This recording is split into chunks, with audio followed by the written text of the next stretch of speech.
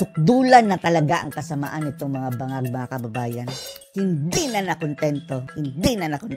Matapos silang dukutin si PRRD at pinatapon ng sapilitan sa ICC nang hindi dumadaan sa batas ng Pilipinas, mga kababayan. Ngayon naman, ang bahay na naman ni PRRD ang akma nilang susuburin, mga kababayan. Yan po ang impormasyong nakuha ni Mayor Baste Duterte na ire-raid ng kapulisan sa pangunguna ni Torre ang bahay ni PRRD sa Davao City.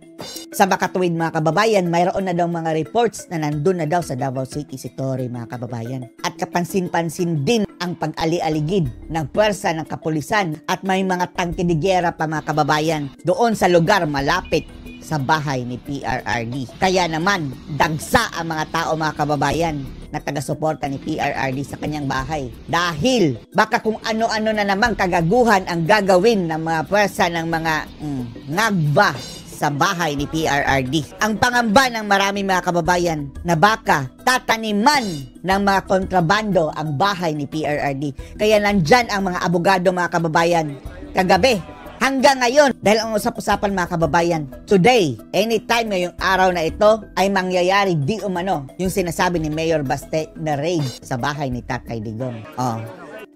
Andyan po si Mayor Baste Duterte, mga kababayan. At eto po ang kanyang sinabi. Ako'y nadawat ng informasyon nga sudlon daw ang bahay.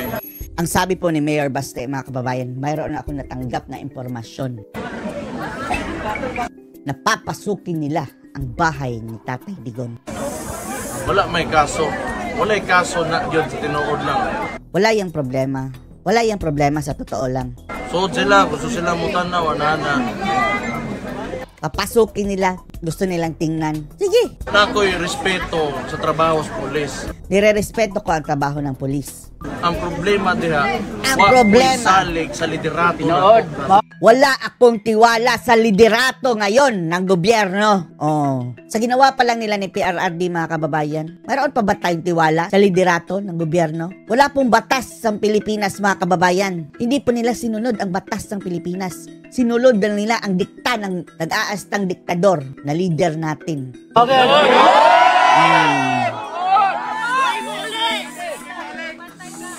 Importante yun karon nakibaw ta sa mga katungod. Ang importante ngayon, alam natin ang ating karapatan. Wala yun. Dili ta basta-basta lang pareho sa gibuhat nila sa kuamahan. Hindi tayo basta-basta lang susunod kagaya nung ginawa sa aking tatay. Iba kasi yung ginawa kay Tatay Digong, mga kababayan Dinukot nila, mga kababayan. Hindi makapasok yung mga tao. Bantay sarado. Ang nandun lang, mga kababayan, si Kitty, si Hanelet. Tapos ang nakabantay, sandamakmak na pulis. Pero ngayon, mga kababayan, andyan na ang mga tao sa bahay ni PRRD. Wagi ko kay Bao nganong tuan na dito sa Netherlands. Hindi ko talaga alam kung bakit nandun na sa Netherlands si Tatay Digong. Kani questionable na mga legality sa actions karon sa questionable ang mga actions ngayon ng gobyerno pagdating sa legality. Not because, again, I will reiterate, not because sa mga nanarbaho, mga gagmay, mga pulis, mga pagbagrunggo. Hindi dahil sa mga ordinaryong pulis na nagtatrabaho lang, hindi. Pero dahil ito sa liderato. But sa liderato nila, ang Chief PNP o ang Presidente ka. Ang Chief PNP at ang Presidente ngayon. Kita man mo. Nakita nyo. Pagkahuman nga sakay og eroplano ako amahan. Pagkatapos sinakay nila ng eroplano si PRRD. Press con ng Presidente. Nag-press con si BBM. Ay angkon man siya.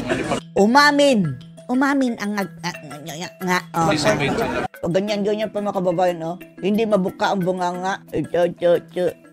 Gaya-gaya sa kanyang ama, mga kababayan, na may lupus. Bihatag nila ang mamahan. Binigay nila ang aking tatay. Probably kami na ako na sunod. So probably ako na ang susunod, sabi ni Baste. Kinsa ba sa mo tungod mga anak niya na kung sino man daw sa kanila mga kababayan. By the way mga kababayan, ang agam-agam ng ilan ay hindi lang ang bahay ni Tatay Digong ang i-raid, pati na rin kina Pulong, kina VP Sara Duterte at kina Baste. Ganyan na ba ang gobyernong bangal? So again, ito mga nanganhidere.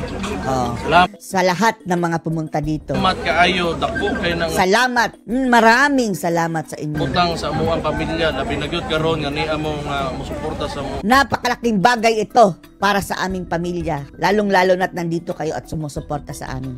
By the way mga kababayan, ngayong Sunday sa Davao City, kayong mga taga Davao City, sumali kayo sa peace rally na magaganap alas 9 ng umaga dyan sa Davao City. Nabasa po natin iyan mga kababayan sa post ni Teo Moreno. Lahat ng mga taga Davao City, lumabas!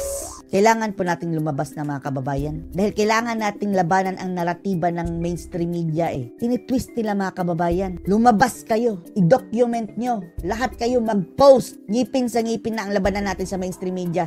Dahil mga kababayan, ang umaabot doon sa mga puti sa Netherlands yung mga taga-ICC ay ang mga balita lang ng mainstream media, mga animal. Panahon na mga kababayan na pumight back tayo. Tayong mga ordinaryo, mga citizens, mga kababayan sa pamamagitan ng social media. Ipalabas natin ang totoo. Huwag kayong mahiyang mag-post. Pakita natin sa buong mundo na papunta na tayo talaga sa diktadura. Totoo ang sabi ng Tatay Digong, we are veering toward dictatorship. Kami nanarbaho lang gyud mi. Ako sukad sa Vice Mayor Kami ko. nagtatrabaho lang. Naning kamot ra gyud in taon ko nga mapatunayan ako sa sarili sa inyo nga ako dapat may manarbaho aning posisyonan ni. Ako, since the Vice Mayor ako, pinagsisikapan ko talaga na i-prove sa inyo na karapat-dapat ako dito sa aking trabaho. Hantod karon mao lang gihapon na wa milaing gusto ani kalibutan ni kundi ba nerbiso sa inyo. Hanggang ngayon, yan pa rin. Wala kaming ibang gusto sa inyo, kundi magserbisyo. Salamat kaayo. Salamat. Sobra na inyong ginapakita. Sobra-sobra na ang inyong pinapakitang support. Gusto na ko nga makapahuway mo, nga uli mo. Gusto ko, makapagpahinga muna kayo dahil madaling araw na ito mga kababayan ayaw umuwi ng mga tao. Nagbabantay sa bahay ni Tatay Digong. At iusap si Baste na magpahinga na muna kayo, kami na ang bahala dito. Unsa man ni dawato na mo ni. Kaya man na mo atubang. Kung ano man ito tatanggapin natin, kami na lang ang haharap. Kikibaw man mi ako bisag kani karon wa ko'y sa nila. Dahil alam ko, ngayon, pati ako, wala akong kasalanan sa kanila. Wa ko'y sa bisag kang kinsa. Wala akong kasalanan kahit sino.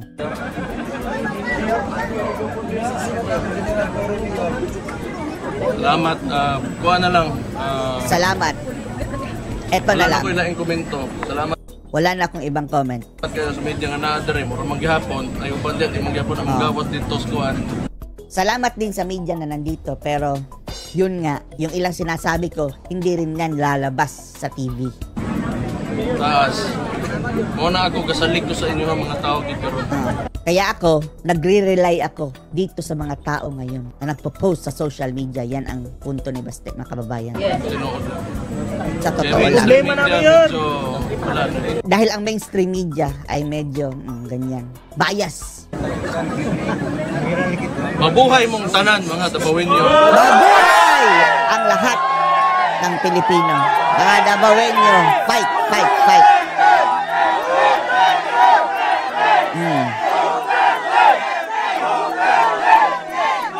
Grabe mga kababayan. Anong masasabi niyo dito mga kababayan na pati ang bahay ni PRRD ay pagtitripan na naman ng mga ngagba, ire-raid pa at ang pangamba ng mga tao mga kababayan, baka tamnan ng mga kontrabando. Anong masasabi niyo dito? Post your comments below.